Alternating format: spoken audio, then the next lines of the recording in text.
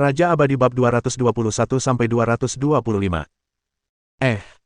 Pada saat ini, wajah wakil operator Ma juga berubah. Ia berbisik, kepala operator, jadi. Sudah, jangan omong kosong lagi. Kepala operator menatapnya tajam dan berkata, para atasan sudah menunjukkan ketidakpuasan mereka yang mendalam dan hampir mengumpat. Mereka bertanya siapa yang memperkenalkan ketiga instruktur tak berkualifikasi itu. Apakah kau mengerti arti kata-kata mereka? Tubuh wakil operator Ma bergetar hebat dan wajahnya memucat. Ia benar-benar tertegun. Orang lain pun tercengang pada saat yang sama, karena mereka tidak menyangka masalahnya akan sebesar itu. Perkataan para atasanlah yang menunjukkan siapa yang salah dalam masalah ini. 3 orang tak berkualifikasi, memperjelas bahwa tindakan ketiga mentor telah melampaui batas toleransi mereka. Akan baik-baik saja jika tidak menimbulkan keributan. Namun, sekarang, mereka harus memberikan penjelasan kepada orang-orang yang memperhatikan perkembangan masalah ini. Selain itu, mereka bertanya siapa yang memperkenalkan ketiga mentor tersebut, yang berarti bahkan atasan mereka pun akan dimintai pertanggungjawaban. Tak diragukan lagi, konsekuensi dari interogasi yang begitu lugas berkisar dari hukuman hingga pengangguran.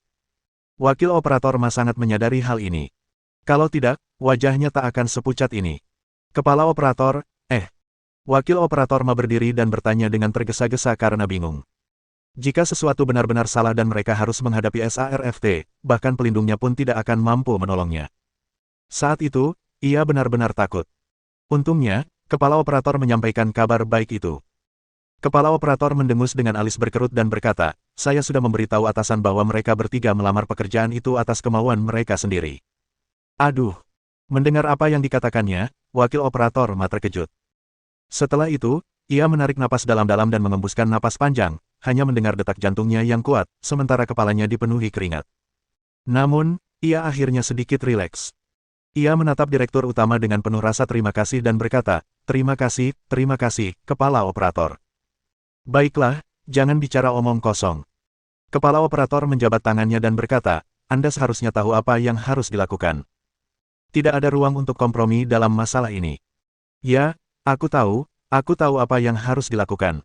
Wakil operator Ma mengangguk berulang kali. Pada titik ini, dia sama sekali tidak merasa tidak puas dengan kepala operator dalam pikirannya. Untuk kalian semua, kepala operator melirik ke arah yang lain dan berkata, semua orang bertanggung jawab atas masalah ini, jadi kalian masing-masing harus menanganinya dengan benar. Jika tidak ditangani dengan benar, semua bonus akan dibatalkan bulan ini. Begitu komentar ini dilontarkan, raut wajah semua orang berubah. Mereka tampak tak berdaya dan marah. Mereka benar-benar terlibat secara tidak sengaja. Semuanya, ayo mulai bekerja sekarang.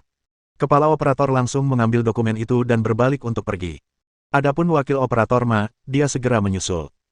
Sekitar setengah jam kemudian, program yang mengundang ketiga pria tersebut sebagai mentor telah berakhir. Tepat saat pembawa acara mengakhiri programnya, sesosok tubuh datang dengan tergesa-gesa. Sosok ini menjerit. Semua orang menoleh dan terkejut mendapati pria itu ternyata adalah wakil operator Ma. Saat itu, ia sedang cemberut dan memasang ekspresi menakutkan. Berhenti. Apa kalian tidak dengar apa yang kukatakan?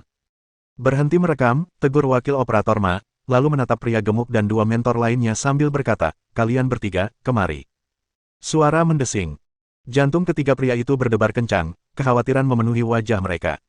Mereka bangkit dan dengan patuh mengikuti wakil operator Ma sampai ke kantornya tanpa berkata apa-apa. Ada apa dengan pertunjukan terakhirmu? Tanya wakil operator Ma sambil mengangkat alisnya.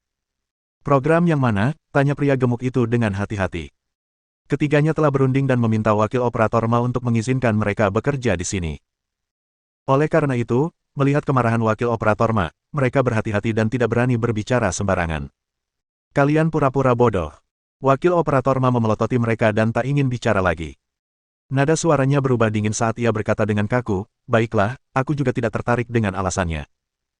Aku hanya datang untuk memberitahu kalian bertiga agar segera pergi ke Departemen Keuangan dan mengambil gaji. Lalu enyahlah sejauh yang kalian bisa. Ketiga lelaki itu terkejut dan ekspresi wajah mereka berubah drastis. Kakak Ma, ada apa? Kenapa? Pria gemuk itu buru-buru bertanya, apakah ini karena opini publik online akhir-akhir ini? Kakak Ma, itu fitnah.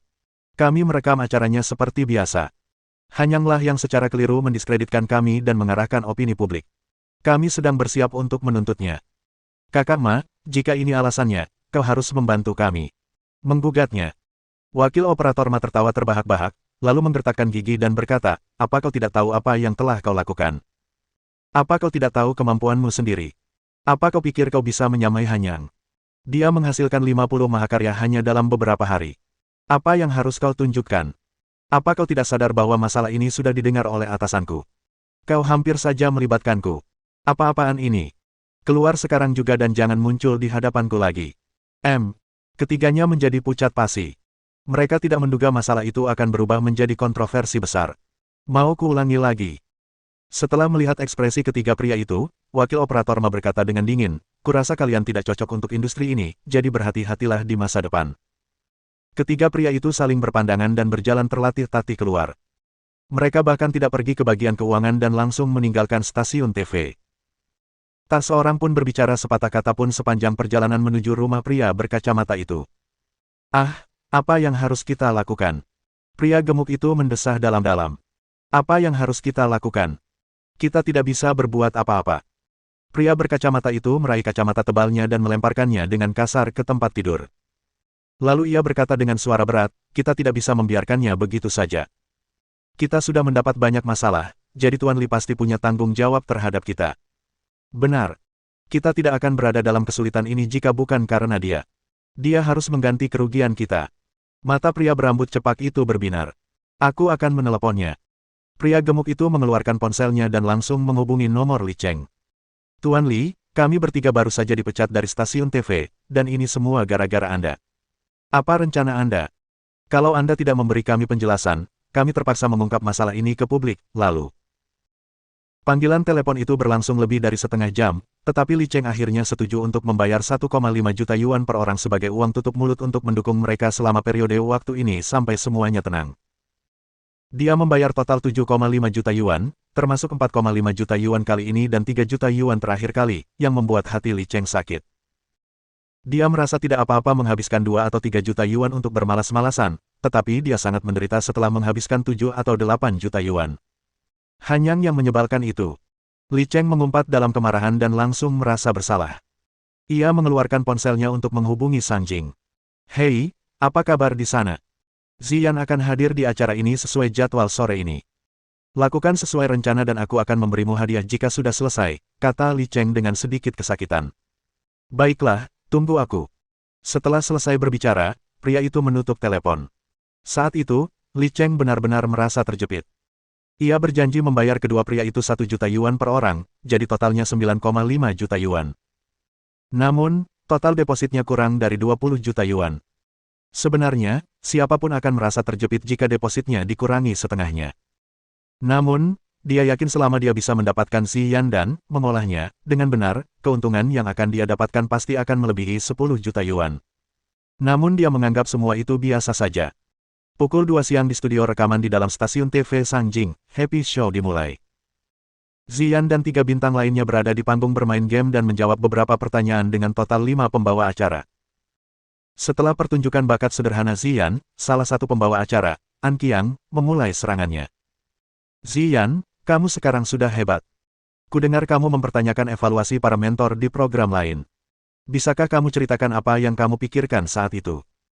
Begitu ucapan ini terlontar, suasana menjadi dingin. Ziyan tak menunjukkan emosi apapun dan tak menjawab. Pada titik ini, pembawa acara yang bertanggung jawab atas kontrol lapangan segera turun tangan dan berkata, maksud Xiaoan adalah banyak orang yang penasaran ingin mendengar pendapat Ziyan. Tentu saja, semua orang mendukung Ziyan. Jika memungkinkan, silakan puaskan rasa ingin tahu semua orang.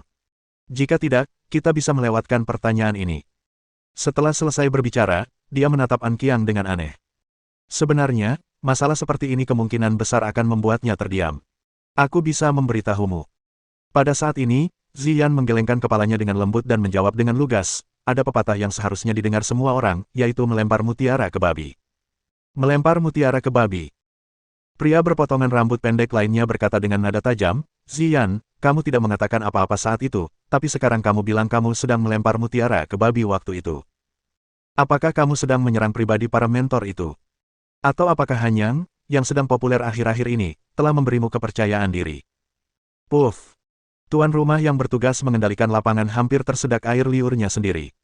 Ia segera berkata, idiom ini punya banyak arti, jadi tidak bermaksud merendahkan.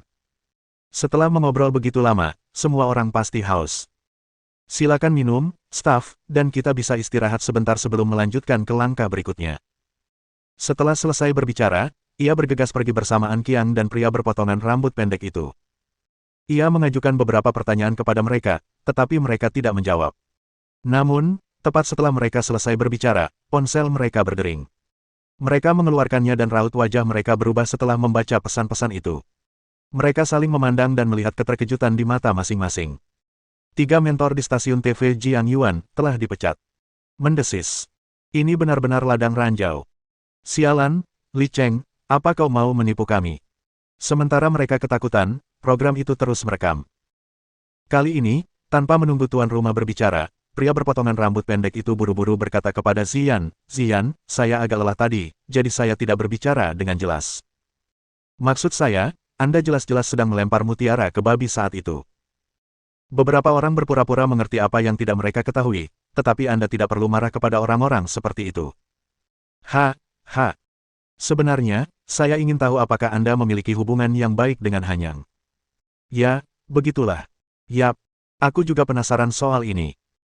Sahut An Qiang, meskipun lagu-lagu yang dinyanyikan Ziyan tidak berkualitas tinggi, suara dan kemampuan menyanyimu sungguh luar biasa.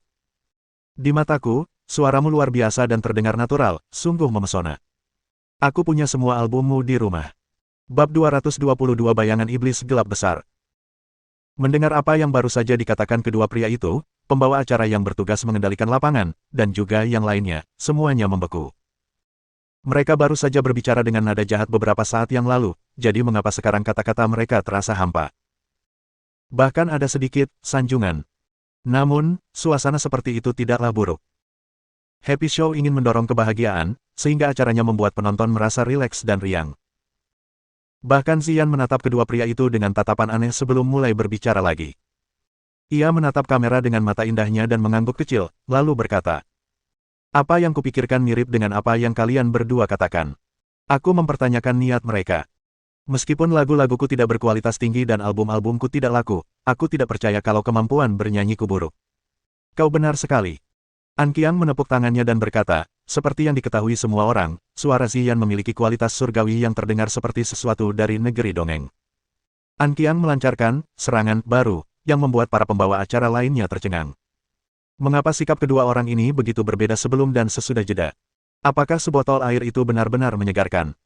Setelah sedikit menyanjungnya, mereka merekam acara seperti biasa, tetapi An Qiang dan tukang cukur rambut tetap fokus pada Ziyan. Untuk memberi Ziyan lebih banyak waktu di layar, mereka mengajukan beberapa pertanyaan mudah dan menarik. Tidak dapat disangkal bahwa penembakan berlangsung tanpa hambatan. Hanya butuh satu sore bagi semua orang di lingkaran hiburan untuk mengetahui masalah ini. Puluhan juta netizen telah mengecam ketiga mentor di stasiun TV Jiang Yuan. Akibatnya, program-program yang melibatkan ketiga orang tersebut, termasuk program yang siap tayang dalam waktu dekat, program yang telah direkam, dan program yang belum direkam, semuanya diblokir. Meskipun SAPFT belum membuat pengumuman, jelas bahwa ketiga orang tersebut telah dipecat dari jaringan. Tampaknya tak masuk akal bagi mereka, tetapi itu terjadi di depan mata mereka. Saat ini, di Hong Kong Royal Entertainment Company, Meiki sedang sibuk mengadakan rapat. Di ruang konferensi, ada sekitar 13 atau 14 orang, semuanya adalah kepala departemen. "Kalian semua tahu kejadian di stasiun TV Jiang Yuan, jadi sampaikan pendapat kalian dulu," kata Meiki sambil mendesah. Ia bisa merasakan sakit kepala yang akan datang. Tak perlu dikatakan lagi, setelah kejadian ini, hubungan kita dengan stasiun TV Jiang Yuan tidak akan sama seperti sebelumnya. Lagi pula, seorang penghibur dari perusahaan kitalah yang menyebabkan pemecatan ketiga mentor di stasiun TV mereka. Lagi pula, kudengar kepala operator dikritik oleh atasannya. Salah satu dari mereka, seorang pria parubaya berusia 40-an, perlahan berkata, "Bagaimanapun, sebagai seorang entertainer dari perusahaan kami, Ziyan seharusnya memikul tanggung jawab atas putusnya hubungan dengan stasiun TV, tetapi kali ini dia benar-benar telah membuat perubahan yang sukses dan diharapkan akan kembali. Setelah beberapa putaran pengemasan dan promosi, saya yakin dia akan kembali populer, dan keuntungan yang dihasilkan untuk perusahaan akan lebih dari cukup untuk menebus hubungan yang putus." Penilaian pria parubaya itu sangat tepat. Sebenarnya, ia memandang positif prospek masa depan Ziyan, tetapi ia lebih bertanggung jawab atas publisitas daripada sumber daya. Ia merasa aneh bahwa perusahaan tidak memberikan sumber daya kepada Ziyan, dan menganggap Meiki picik dan menganiaya Ziyan karena telah pergi beberapa tahun yang lalu. Namun sekarang, setelah insiden dengan stasiun TV Jiangyuan, ia merasa bahwa Ziyan hanya selangkah lagi untuk kembali dan akan sangat disayangkan jika perusahaan melewatkan kesempatan untuk mempromosikannya. Apa yang kau katakan masuk akal. Meng Qi mendesah dalam hati. Li Cheng sangat marah karena masalah ini. Bahkan ia tidak menyangka Ziyan akan seberuntung itu dan mendapatkan dukungan dari Hanyang. Hal ini benar-benar mengacaukan rencana mereka. Beberapa teman Li Cheng menelepon untuk mengejeknya, dan beberapa dari mereka hampir mengumpat. Kalian semua, silakan ungkapkan perasaan kalian, kata Mei Qi sambil melirik ke arah mereka. Saya juga berpikir kita harus memanfaatkan kesempatan ini untuk mempromosikannya. Kesuksesan Ziyan bisa membawa banyak manfaat. Tak perlu dikatakan lagi, kemampuannya menghasilkan uang di masa lalu tak tertandingi. Benar, kurasa begitu. Saya rasa masalah ini tidak bisa diabaikan. Akhirnya, pendapat yang berlawanan pun terdengar. Mata Mei Qi berbinar. Saat ia menoleh, ia melihat seorang wanita yang mendukung Li Cheng. Maka, ia pun menggunakan nada menyemangati dan berkata, katakan pendapatmu. Oke. Setelah mendengar apa yang dikatakannya, gadis berkuncir kuda itu mengangguk dan berkata, meskipun insiden ini berakhir dengan kemenangan Ziyan, jangan lupakan apa yang dikatakan Zhou Fei di acara itu. Menghina dan memaki mentor itu tidak baik. Mereka mewakili perusahaan kita, jadi tidak bisa dimaafkan jika mereka tidak menunjukkan sopan santun. Begitu pernyataan ini dilontarkan, beberapa orang sudah siap membantahnya. Namun, sebelum mereka sempat berkomentar, Mei Qi berkata, ya, saya juga berpikir begitu. Saya rasa kita harus menunda kepulangannya untuk sementara waktu dan melihat apakah opini publik akan berubah. Aku tidak menyangka Hanyang punya pengaruh sebesar ini. Gadis berkuncir kuda itu menggelengkan kepalanya dengan emosi. Ia juga membayangkan bagaimana jadinya jika suatu hari nanti ia bisa membuat gebrakan. Betapa indahnya pemandangan itu. Benar sekali. Seorang pria parubaya berkata berulang kali, hanya karena satu unggahan dari Hanyang, ketiga orang malang itu dipecat. Hanya dengan penampilan singkatnya sejauh ini, Hanyang mampu mengarahkan opini publik. Pengaruhnya sungguh mengerikan. Dia mungkin orang pertama di dunia hiburan yang menjadi populer secepat ini. Luar biasa sudah mendapat dukungan dari sekitar 50 bintang. Hal ini terutama karena Hanyang sangat berbakat, dan siapapun yang cocok dengannya akan memiliki kesempatan untuk menerima beberapa lagu yang bagus. Petik 2. Beberapa orang berulang kali mendesah karena emosi. Tentu saja, hal ini tidak hanya terjadi di Royal Entertainment Company. Banyak perusahaan hiburan lain yang memperhatikan masalah ini dan telah membahasnya. Kesimpulan mereka kurang lebih sama. Posisi Hanyang telah melampaui banyak bintang papan atas, dan kemampuannya untuk mengarahkan opini publik begitu mengerikan sehingga akan lebih baik bagi mereka untuk bergaul dengannya. Setidaknya, mereka tidak mampu menyinggung perasaannya begitu saja. Bagaimanapun, Hanyang telah muncul dalam pandangan masyarakat. Adapun Zhang Han, dia tidak lagi memperhatikan tindak lanjut masalah ini. Saat itu sekitar pukul 14 dan makan siang sudah selesai. Karena Suyu ada urusan, ia pergi bersama Wang Yihan setelah makan siang. Setelah dia selesai membersihkan, Zhao Feng berjalan ke samping Zhang Han dan berbisik. Tuan, saya sudah meminta orang-orang untuk mencari gedung kantor yang bisa disewa, jadi saya akan memilihnya dalam beberapa hari. 50 karyawan sudah siap. Selain itu, saya sudah menyiapkan tempat latihan di pantai.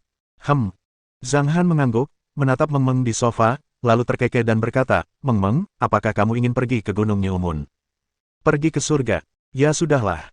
Meng Meng ragu-ragu sambil cemberut. Ia melirik ke arah televisi dengan mata besarnya yang berbinar-binar. Ia ingin menonton kartun, tetapi ia juga ingin bermain dengan Dahei.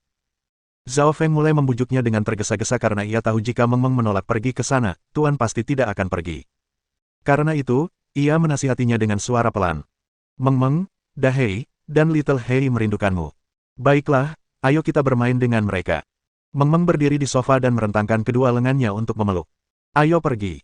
Zhang Han menyentuh kepala Meng Meng sambil tersenyum, menggendong putri kecil itu, lalu mematikan TV dan pergi bersama Zhao Feng. Lebih dari 10 menit kemudian, ketiganya tiba di Gunung Nyumun. Saat menginjak halaman, kaki pendek Meng Meng mulai bergerak. Ia berteriak sambil berlari ke depan. Hei kecil, Dahei, aku di sini. Oh. Aduh wow. Tak lama setelah dua suara riang terdengar dari gunung belakang, dua kekuatan Hei berlari. Hei kecil selalu jauh lebih cepat, jadi ia sudah tiba di depan Meng Meng sementara Dahei masih di bawah pohon tunderyang. Dia menjulurkan lidahnya yang besar dan mengibaskan ekornya sambil berputar mengelilingi Meng Meng. Aduh wow. Si Hei kecil memanggil dengan suara pelan 2 kali. Ayo jalan-jalan. Meng Meng mengulurkan tangannya ke arah Little Hei. Melihat gerakannya, Little Hei menurunkan dirinya dan tetap diam sampai Meng Meng selesai duduk terlentang. Setelah mereka mendekati Dahei, Meng Meng turun. Kemudian, Meng Meng duduk di bahu Dahei dan mereka berjalan menuju area hewan peliharaan di belakang gunung. Zhang Han dan Zhao Feng berhenti di bawah pohon Thunder Yang. Tuan, kapan kita harus pergi ke sana? Tanya Zhao Feng. Akan kuajari kau metode kultivasi sederhana bayangan iblis kegelapan besar dulu, kata Zhang Han perlahan sambil melirik ke arah gunung belakang. Oke, kata Zhao Feng bersemangat. Dia akhirnya akan mempelajari beberapa keterampilan yang ampuh. Versi yang disederhanakan tidak terlalu rumit. Hanya berisi 32 gerakan. Kamu harus berlatih dari gerakan pertama. Jika kamu tidak mengalami kesulitan dengan gerakan pertama, kamu bisa melanjutkan ke gerakan berikutnya, jelas Zhang Han singkat. Cuma 32 gerakan. Jadi, aku tidak butuh waktu lama untuk selesai belajar, kata Zhao Feng percaya diri. Cukup bagus kalau kamu berhasil mencapai 20 gerakan dalam setengah tahun. Coba lihat dulu. Ini gerakan pertamanya. Zhang Han tersenyum tipis. Setelah selesai berbicara, Zhang Han mulai memperagakan latihannya. Lengan kirinya bergerak lurus ke belakang, sementara lengan kanannya diarahkan ke depan. Bersamaan dengan itu, ia menundukkan kepala, meluruskan kaki kanannya secara horizontal ke kanan, lalu menekuk kaki kirinya dan berjongkok. Zhao Feng terkejut ketika ia membentuk sudut 90 derajat dengan kaki kirinya dan berdiri berjinjit. Mata Zhao Feng terbelalak. Bukankah pose ini terlalu sulit untuk manusia? Ekspresinya tampak kesakitan. Ini baru gerakan pertama, jadi dia bisa membayangkan gerakan berikutnya akan lebih sulit dipercaya. Apakah kamu sudah hafal? Zhang Han berhenti dan bertanya. Oke.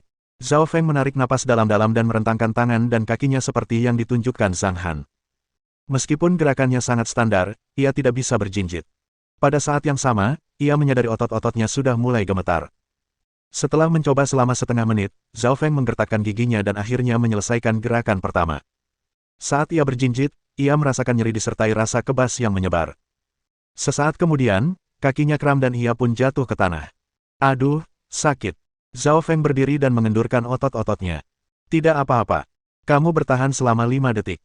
Setelah melirik ponselnya, Zhang Han berkata dengan datar. 5 detik. Zhao Feng berkata dengan nada sedikit putus asa, berapa lama saya harus menahannya agar memenuhi syarat, Tuan? Anda hampir tidak akan memenuhi syarat jika Anda dapat bertahan lebih dari 1 jam untuk setiap gerakan. Puff! Zhao Feng hampir menyemburkan darah dari mulutnya. Mulutnya bergetar beberapa saat sebelum akhirnya berkata, Tuan, saya akan berhasil. Bab 223 Persiapan Pelatihan. Aku akan mengajarimu semua gerakannya dulu. Lalu, kamu bisa berlatih selangkah demi selangkah. Zhang Han menganggukkan kepalanya dan memperlihatkan 31 gerakan yang tersisa. Saat Zhang Han memamerkannya, raut wajah Zhao Feng berangsur-angsur berubah.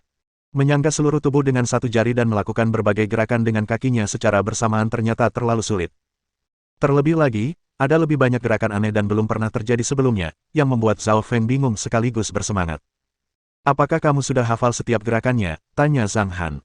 Baik, guru, kata Zhao Feng, lalu berpikir sejenak. Lalu, dengan rasa ingin tahu, ia bertanya, Guru, seberapa kuatkah saya setelah mempelajari semua jurus ini? Jika kamu menguasai semuanya dan melakukan beberapa latihan, kamu hampir bisa memasuki tahap pemurnian Qi. Setelah berpikir sejenak, Zhang Han menjawab. Apakah aku benar-benar sekuat itu? Ha. Aku akan berlatih keras. Zhao Feng bergerak riang untuk sementara waktu, lalu berkata dengan penuh semangat, Tuan, Anda bilang ini versi yang disederhanakan. Jadi, apakah Tuan memiliki versi lengkap dari bayangan setan kegelapan besar? Apakah kamu ingin melihatnya? Tanya Zhang Han datar. Ya. Zhao Feng mengangguk berulang kali. Baiklah. Zhang Han mengulurkan tangan kanannya dan menunjuk ke bagian atas pohon Thunder Yang, lalu berkata, lihat batang pohon itu. Ada apa dengan bagasinya? Bukankah tinggi batang pohon itu lebih dari 10 meter? Zhao Feng menatapnya dengan ragu. Namun, apa yang dilihatnya perlahan melebarkan matanya, dan pupil matanya mengerut tajam karena ngeri. Di bawah tatapannya, sesosok tubuh melangkah di pohon guntur yang dan berjalan mendatar. Zhang Han bergerak begitu cepat sehingga mata Zhao Feng tak mampu mengimbanginya, meninggalkan serangkaian bayangan di udara. Hanya 0,1 detik kemudian, bayangan-bayangan itu perlahan menghilang. Setelah itu, ia melihat Zhang Han berdiri di dahan yang tingginya lebih dari 10 meter. Puff! Zhao Feng hampir muntah darah saat wajahnya memerah dan mulutnya terbuka lebar. Ia tercengang. Zhao Feng gemetar dan tidak bisa mengatakan apapun. Sesaat kemudian, serangkaian bayangan lain melayang turun dan Zhang Han kembali ke tempat asalnya seolah-olah dia tidak pernah pergi. Apakah kamu bisa melihatnya dengan jelas? Zhang Han berkata sambil terkekeh. Tidak. Zhao Feng menjawab dengan ekspresi bingung, lalu ia kembali bersemangat. Ia menatap Zhao Feng dan berkata dengan heran, Guru. Bisakah aku bergerak secepat itu setelah selesai mengolah bayangan iblis kegelapan besar? Jika kau menguasai bayangan iblis kegelapan besar, kau akan bisa bergerak 1,3 kali lebih cepat dari yang baru saja kutunjukkan. Zhang Han menggelengkan kepalanya sedikit. Setiap kultivator memiliki seperangkat keahlian khusus yang sesuai dengan mereka. Tentu saja, ia juga bisa menggunakan keahlian lain, tetapi efek dari keahlian tersebut tidak akan sebaik itu. Keahlian sangatlah kompleks dan bergantung pada fisik kultivator. Misalnya, jika Zhao Feng memiliki keahlian kelas 1 dan keahlian kelas 2, tetapi keahlian kelas 2 tersebut cocok dengan fisiknya, keahlian kelas 2 tersebut akan lebih kuat daripada keahlian kelas 1 baginya. Ketika Zhao Feng mendengar apa yang dikatakan Zhang Han, dia akhirnya menyadari kekuatan bayangan iblis gelap besar, jadi dia berkata dengan sangat gembira. Guru, saya akan bekerja keras dan berkultivasi. Jadi, apa yang akan kamu ajarkan kepada mereka? Apakah mereka juga akan mempelajari versi sederhana dari bayangan setan kegelapan besar? Tanya Zhao Feng. Mereka tidak cukup kuat untuk mempraktikkan bayangan iblis kegelapan besar. Kapan Anda ingin pergi ke sana, Guru? Saya tidak sabar untuk mulai berlatih, kata Zhao Feng sambil menguatkan diri. Ayo pergi sekarang. Setelah Zhang Han selesai berbicara, ia mengeluarkan 5 tong yang masing-masing berkapasitas 100 jin dan mengisinya dengan air yang king. Ia lalu berjalan ke area hewan peliharaan dan berkata, Meng, ayah akan pergi ke pantai di depan. Kamu mau tetap di sini dan bermain dengan mereka atau ikut ayah? Meng berhenti bermain dan menoleh dengan mata besarnya yang jernih dan berbinar-binar, sambil memikirkannya. Sesaat kemudian, putri kecil itu berbicara dengan nada kekanak-kanakan, seberapa jauh itu? Jalan kaki sekitar 10 menit, jawab Zhao Feng. Oh, itu cukup panjang. Meng cemberut. Apakah Meng ingin bermain dengan dahei dan hewan peliharaan lainnya di sini? Zhang Han bertanya lagi. Suhu di Gunung Bulan Baru dipertahankan sekitar 23 derajat, yang membuat orang merasa nyaman, tetapi di luar tidak sama. Suhu akan naik hingga lebih dari 30 derajat, dan panas matahari membuat orang merasa sangat gerah. Oleh karena itu, Zhang Han berpikir bahwa Meng sebaiknya tetap di Gunung Bulan Baru untuk menemani Dahei dan Little Hei. Itu akan membuatnya merasa lega. Tapi si kecil itu sangat manja. Ia mengulurkan tangan kecilnya dan berkata, Papa, peluk. Meng mau ikut Papa. Hei besar dan Hei kecil harus ikut ke sana bersama kita. Baiklah, pakailah topimu, Meng. Zhang Han mengeluarkan topi kartun merah muda milik Meng dari tas kecil di sampingnya. Meng dengan bijaksana menunggu Zhang Han memakaikan topi padanya dan melambaikan telapak tangannya yang kecil di lengan Zhang Han dengan gembira. Dahei, bantu Zhao Feng membawa tong-tong air yang king itu. Sebelum pergi, Zhang Han berkata kepada Dahei. Setelah itu, Zhao Feng membawa 2 ember, sementara Dahei memegang 2 ember di bawah lengannya dan 1 ember lagi di tangan kanannya. 300 jin sangat mudah baginya untuk membawanya.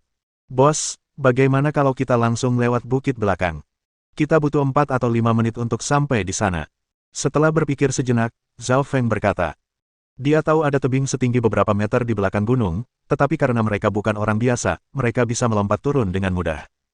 Oke. Zhang Han menganggukkan kepalanya, lalu mengikuti Zhao Feng dan berjalan menuju hutan lebat di gunung belakang. Setelah melewati hutan lebat, mereka tiba di sebuah tebing yang tingginya sekitar 40 atau 50 meter. Tuan, aku akan melompat turun dulu. Zhao Feng benar-benar gembira karena dia memiliki masa depan yang cerah, jadi dia ingin memamerkan jurusnya sekarang. Namun, Zhao Feng lupa bahwa dia membawa 200 jin air. Sebelum Zhang Han menjawab, Zhao Feng sudah melesat maju. Ia berlari 3 langkah ke depan, melengkungkan kaki kanannya ke atas, dan merentangkan tangannya ke samping, bersiap melompat. Akan tetapi, tepat setelah lengannya terulur, kekuatan dari 2 tong air membuat Zhao Feng kehilangan keseimbangan. Zhao Feng terkejut saat menyadari ember-ember itu membebaninya. Memercikkan. Zhao Feng mengayunkan tangan dan kakinya dengan liar di udara sambil berusaha menyeimbangkan diri, tetapi akhirnya ia mendarat telentang.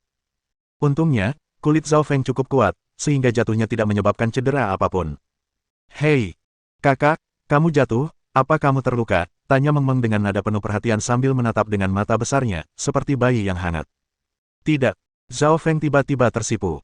Ia buru-buru berdiri dan menjawab sambil tertawa. Papa, tinggi banget. Gimana kita bisa turun? Saat dia melihat Zhang Han berjalan maju perlahan, Meng mulai menyembunyikan wajahnya. Meng, tutup saja matamu, kata Zhang Han sambil terkekeh. Baiklah. Meng melakukan apa yang diperintahkan dan menutup matanya. Saat berikutnya, si kecil tidak merasakan apapun tetapi mendengar Zhang Han berkata. Baiklah, buka matamu. Ketika Meng Meng membuka matanya, ia terkejut mendapati matanya sudah turun. Karena itu, sang putri kecil berkata dengan terkejut. Ah, kita sudah turun. Aneh sekali. Menyadari Dahei dan Hei kecil belum turun, Meng Meng mendesak mereka. Hei, cepat turun.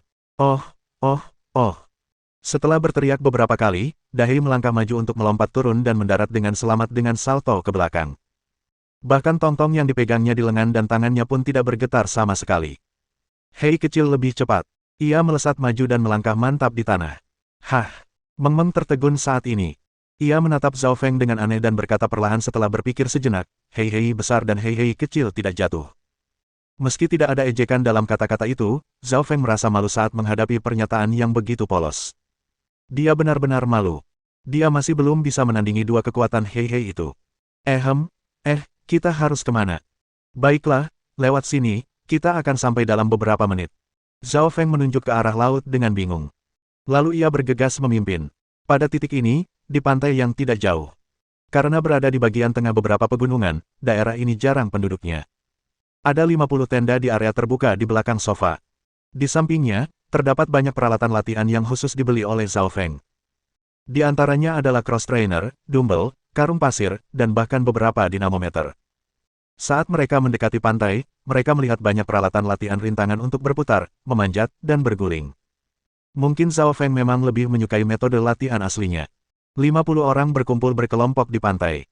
Selain Ahu, Su Yong, dan beberapa orang lainnya yang berjongkok di sisi terjauh pantai untuk merokok, yang lainnya mengobrol di pantai. Bahkan ada belasan orang atau lebih yang sedang bermain dengan 6 perempuan di dekat pantai. Kakak Yong, kenapa mereka belum datang? Kita sudah menunggu di sini berjam-jam, kata kakak Meng dengan gestur sia-sia. Tunggu saja sampai mereka datang, Su Yong duduk dan menjawab. Hei, kakak Yong, ku dengar kau pernah bertemu bos kakak Feng. Tolong ceritakan detailnya, tanya Ahu penasaran. Benar, aku pernah melihatnya sekali. Setelah berpikir sejenak, Su Yong menggelengkan kepalanya sedikit dan berkata, pada hari Skorpion diserang, aku pergi ke sana untuk membicarakan sesuatu dengannya. Ketika aku tiba di lantai pertama, aku melihat bosnya menghajar Skorpion. Kau tidak akan bisa memahami kekuatannya yang sebenarnya sampai kau melihatnya beraksi. Dia benar-benar tangguh. Seberapa hebat dia? Ahu menggaruk kepalanya dan berkata, kita semua menonton video pengawasan waktu itu. Dia mungkin hebat, tapi sepertinya dia tidak punya keahlian yang luar biasa. Jangan hanya fokus pada keahliannya.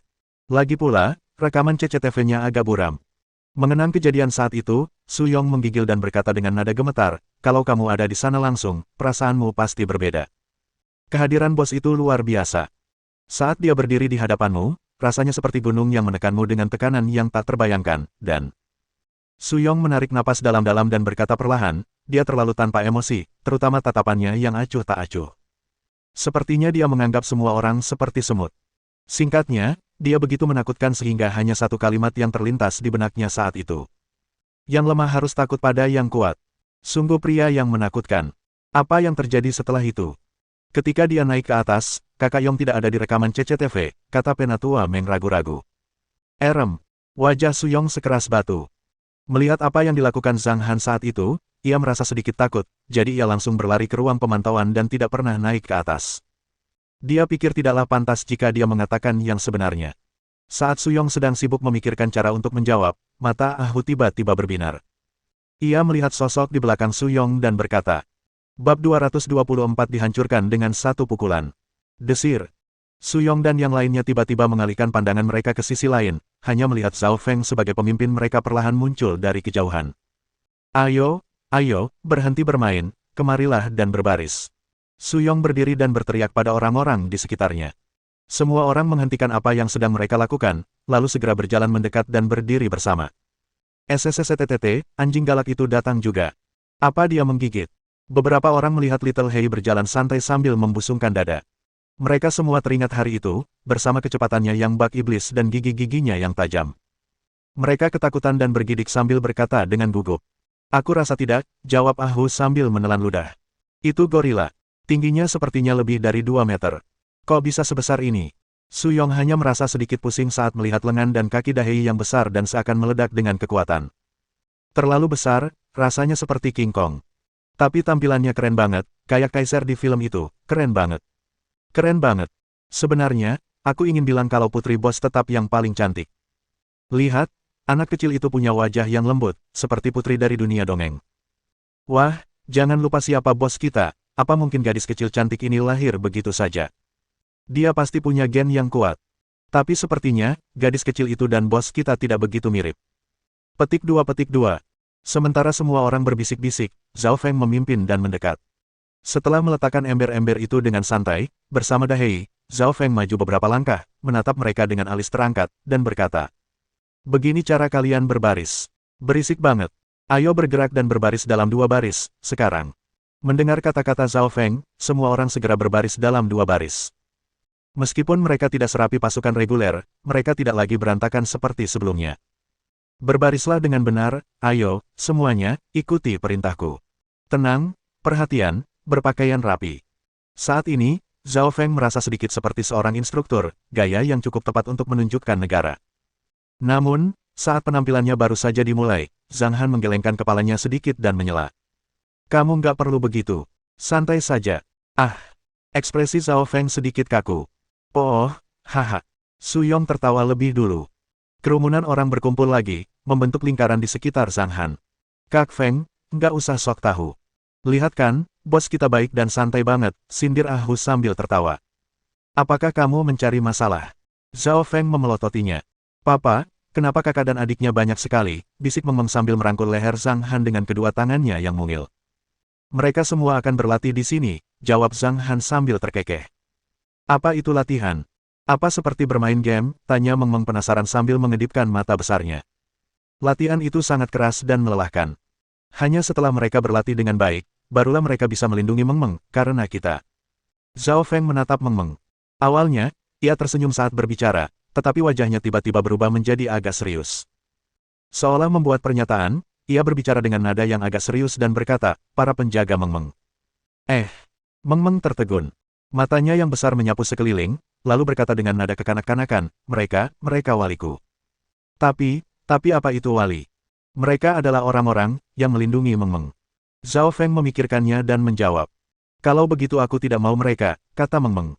Kemudian, lengannya mengencang di leher Zhang Han dan kepalanya bersandar di leher Zhang Han. "Aku hanya ingin papa melindungiku. Aku tidak mau orang lain." Haha. Zhang Han tertawa dan menundukkan kepalanya, lalu mencium wajah Meng Meng yang lembut dan halus. Ia berkata dengan lembut, "Tentu saja, ayah akan melindungimu selamanya." Papa memang yang terbaik, Mua."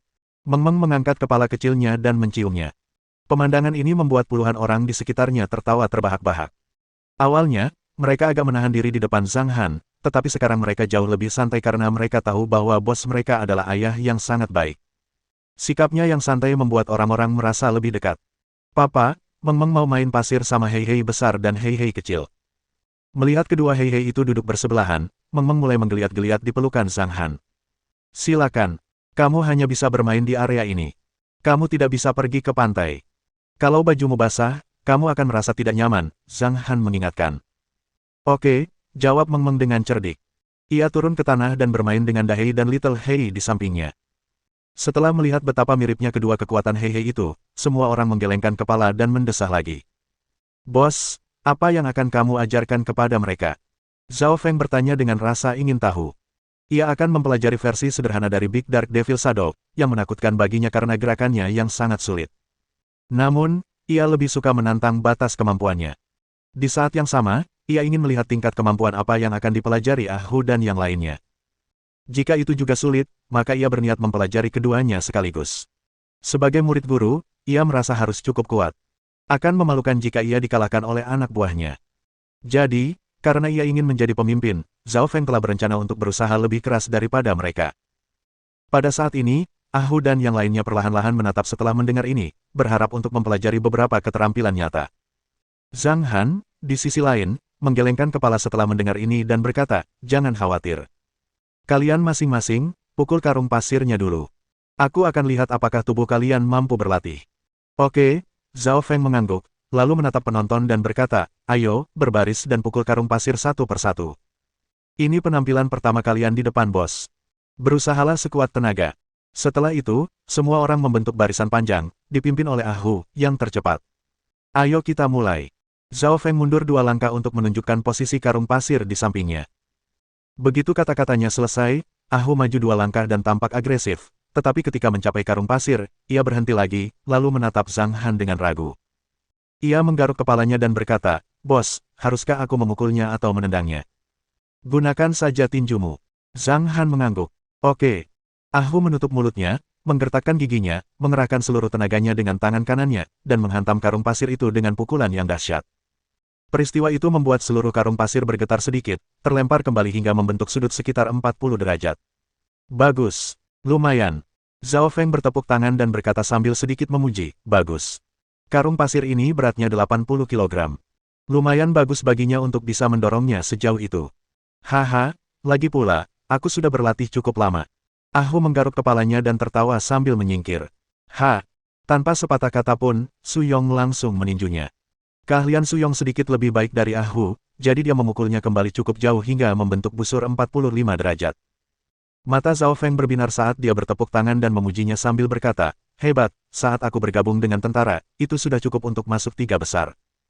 Kau terlalu baik." Su Yong tersenyum tipis dan melirik ekspresi Zhang Han. Ia menyadari bahwa Zhang Han tidak menunjukkan ekspresi apapun, jadi ia tidak tahu apakah itu pujian atau hal lain. Setelah itu, ia pun minggir. Anggota kelompok lainnya bergantian memukulnya. Seperti dugaan Zhao Feng, Su Yong, Ah Hu, dan Tetua Meng adalah yang terkuat. Yang lainnya relatif lebih lemah, terutama ke-6 wanita yang kekuatannya sangat kecil. Namun, ini juga mengejutkan Zhao Feng karena kebanyakan dari mereka lebih kuat daripada orang biasa. Setelah 1 ronde, Ah Hu tersenyum dan berkata, "Apakah saudara Feng akan mencobanya?" Zhao Feng menyipitkan matanya sedikit, lalu mengangkat dagunya dan mengucapkan sepatah kata pelan, "Oke." Setelah itu, Zhao Feng berdiri di depan karung pasir, mengepalkan tangan kanannya, dan langsung memukul karung pasir itu. Suara keras terdengar saat seluruh karung pasir berayun pada sudut paralel 180 derajat. Hanya dengan 1 pukulan saja ia langsung mendapat pujian dari semua orang, terutama ke-6 wanita yang matanya agak cemerlang. "Baiklah, bos, apakah Anda ingin mencoba?" Tiba-tiba Su Yong tertawa dan berkata. Pada saat ini banyak juga yang mencemooh karena ingin melihat seberapa hebat bosnya. Namun, Zhang Han tidak menunjukkan ekspresi apapun, hanya menggelengkan kepalanya pelan. "Tidak apa-apa. Jangan ribut. Bos kita hebat," kata Zhao Feng sambil melambaikan tangannya. Pada saat itu, suara Meng Meng yang masih kekanak-kanakan terdengar dari samping. Putri kecil itu berkata dengan nada kekanak-kanakan. "Papa, kamu juga cobain." Semua orang menoleh, hanya melihat Meng Meng berdiri di samping, menggumamkan mulutnya yang halus dan dengan bangga berkata, "Ayahku adalah yang terbaik. Kalau begitu aku akan mencobanya." Zhang Han terkekeh dan berjalan menuju karung pasir. Ia menatap Meng Meng dan berkata, "Meng Meng, tutup telingamu." Meng Meng dengan patuh menutup telinganya dengan tangan kecilnya. Pada saat ini, mata Su Yong dan yang lainnya semua terfokus pada Zhang Han, lalu mereka perlahan menahan napas. Mereka bertanya-tanya sudut seperti apa yang bisa dipukul bos itu. Mungkin 360 derajat. Namun mereka salah. Mereka hanya merasakan kilatan cahaya di depan mereka, dan bahkan tidak bisa melihat dengan jelas gerakan Zhang Han sebelum mendengar suara bergerak. Tepat setelah mereka mendengar suara itu, pemandangan di depan semua orang membuat mereka tidak dapat menahan napas.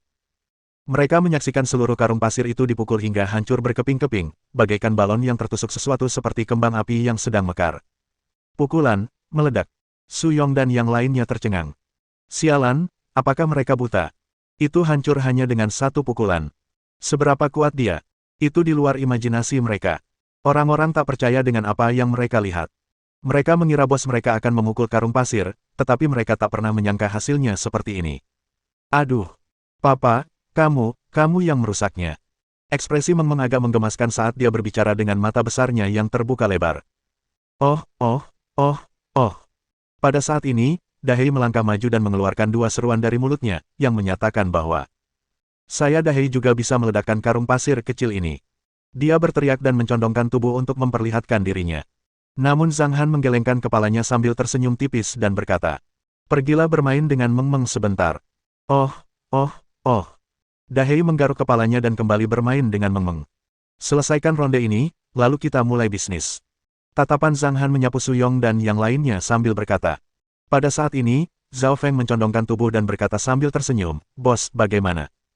Apakah kekuatan mereka baik-baik saja?" Mendengar perkataan itu, raut wajah Ah Hu dan yang lainnya menjadi serius, dan mereka menatapnya dengan penuh semangat. Kekuatan Zhang Han sudah meyakinkan mereka.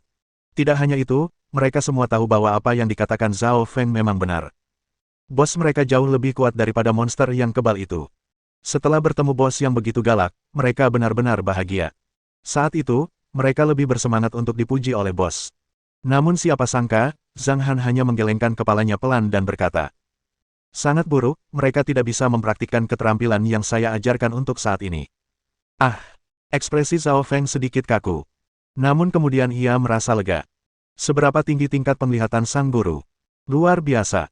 Meskipun kualitas fisik Ah Hu dan yang lainnya mirip dengan saat ia pertama kali masuk militer, di mata sang guru, mereka masih belum memadai. Lagi pula, ia juga seorang amatir saat ini. Ia bahkan belum bisa berlatih versi formal bayangan setan gelap besar. Lalu, apa yang akan mereka praktikkan? Zhao Feng bertanya dengan ragu. Mulai saja dengan apa yang sudah kalian persiapkan, lalu kita bisa berlatih apa yang sudah kuajari saat pukulan mereka mencapai 300 kg, kata Zhang Han dan Zhao Feng, lalu melirik Ah Hu dan kerumunan lainnya, lalu menambahkan. Yang akan saya ajarkan adalah senam Changyun dan seni bela diri Changyun.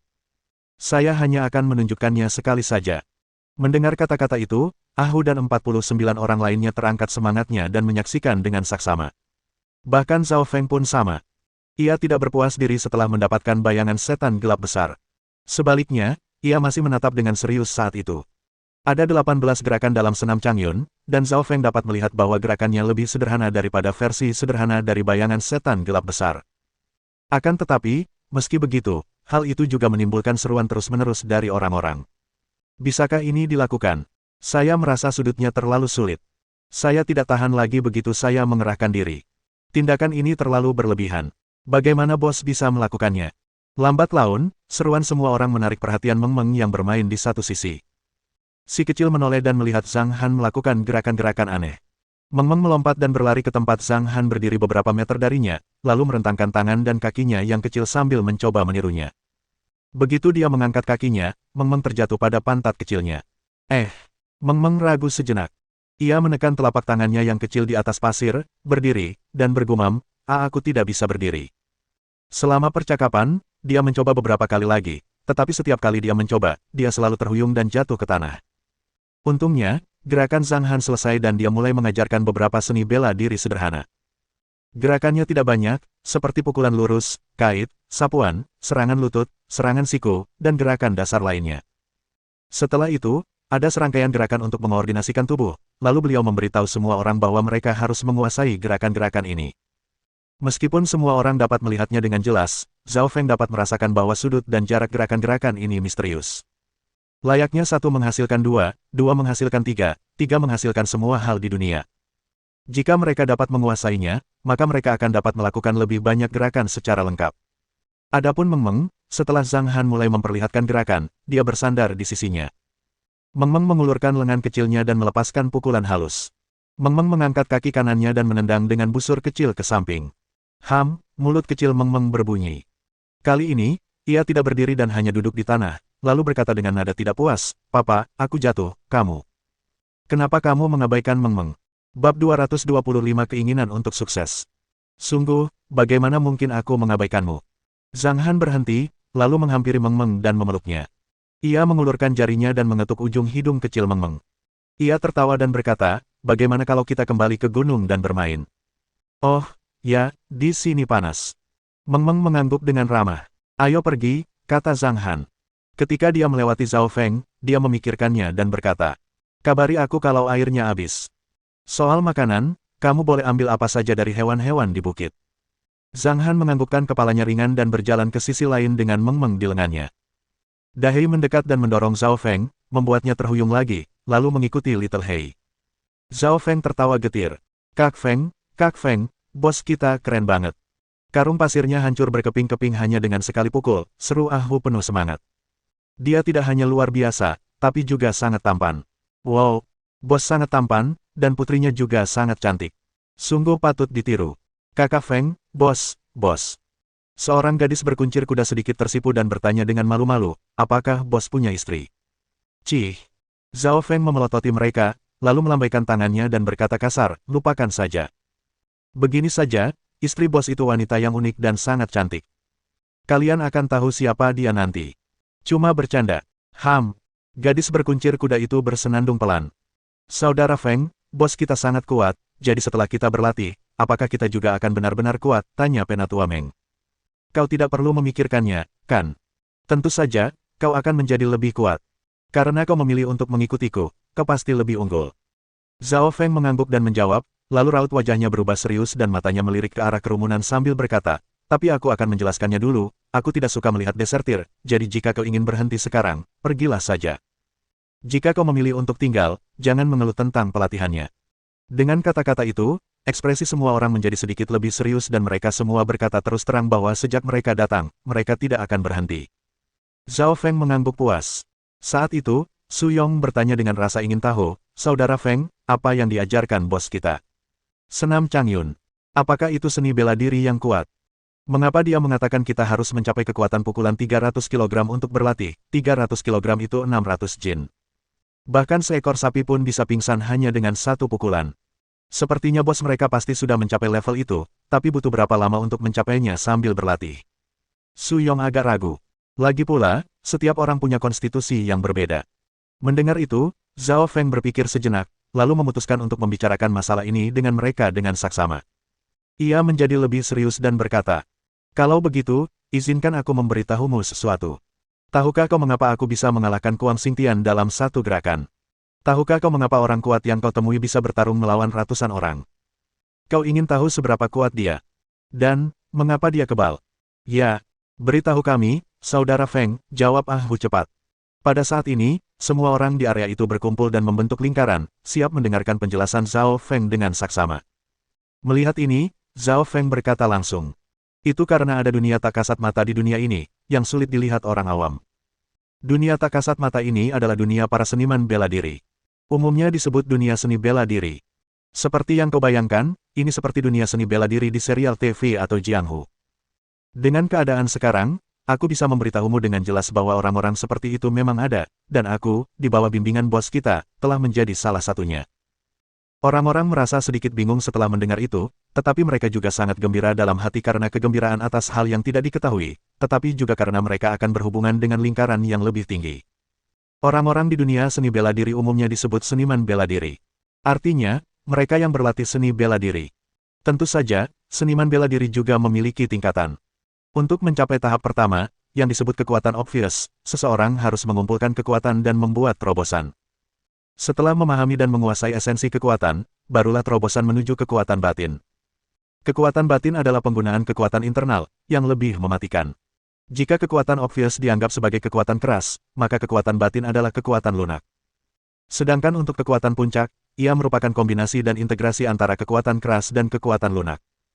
Mengenai orang kuat asing yang Anda lihat terakhir kali, kekuatan komprehensifnya berada pada level kekuatan puncak. Astaga! Dunia seni bela diri benar-benar ada. Keren banget.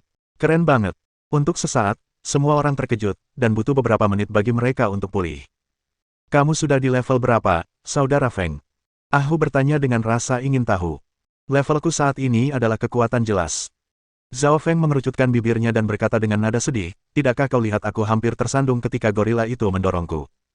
Ngomong-ngomong, akan kuberitahu sebelumnya bahwa kedua orang itu, yang baru saja datang ke sini, adalah dua kekuatan Hei di Gunung Bulan Baru. Sebaiknya kau menjauh dari mereka. Mereka sangat suka memukuli orang dengan kasar. Aku dan mantan instrukturku dipukuli habis-habisan. Ya. Semua orang merasa sedikit gugup dalam hati mereka dan bergegas untuk mengatakan ya. Ngomong-ngomong, Saudara Feng, bos kita ada di level berapa?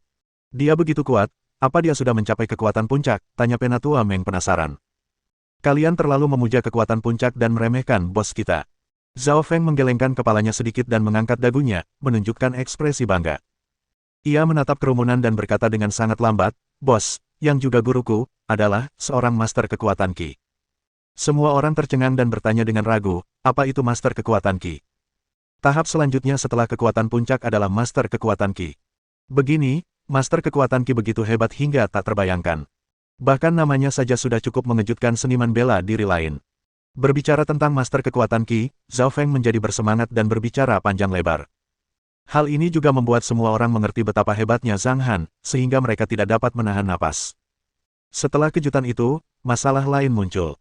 Su Yong berpikir sejenak dan berkata, Saudara Feng, jika dibutuhkan kekuatan 300 kg untuk berlatih senam dan bela diri Changyun, kita tidak akan bisa berhasil dalam waktu singkat. Lagi pula, apakah 300 kg sama dengan kekuatan yang jelas? Kamu salah. Zhao Feng menggelengkan kepalanya sedikit, lalu tersenyum percaya diri dan berkata, jika kamu ingin memasuki dunia seni bela diri melalui kekuatan, dibutuhkan 1000 kg kekuatan untuk mencapai kekuatan obvious. Dengan kekuatan 2000 kg, kamu hampir berada di level kekuatan batin.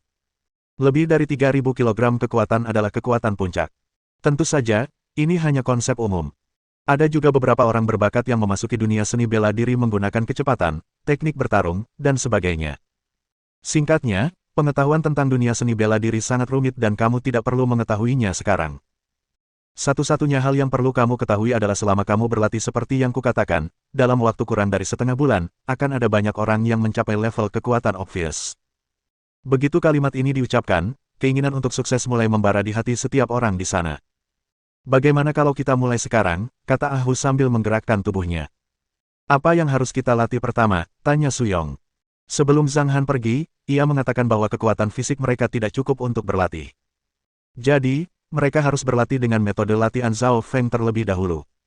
Namun, mereka tidak tahu metode apa yang digunakan Zhao Feng. Setelah melihat tatapan penasaran di mata semua orang, Zhao Feng tidak ragu dan langsung memberi tahu mereka.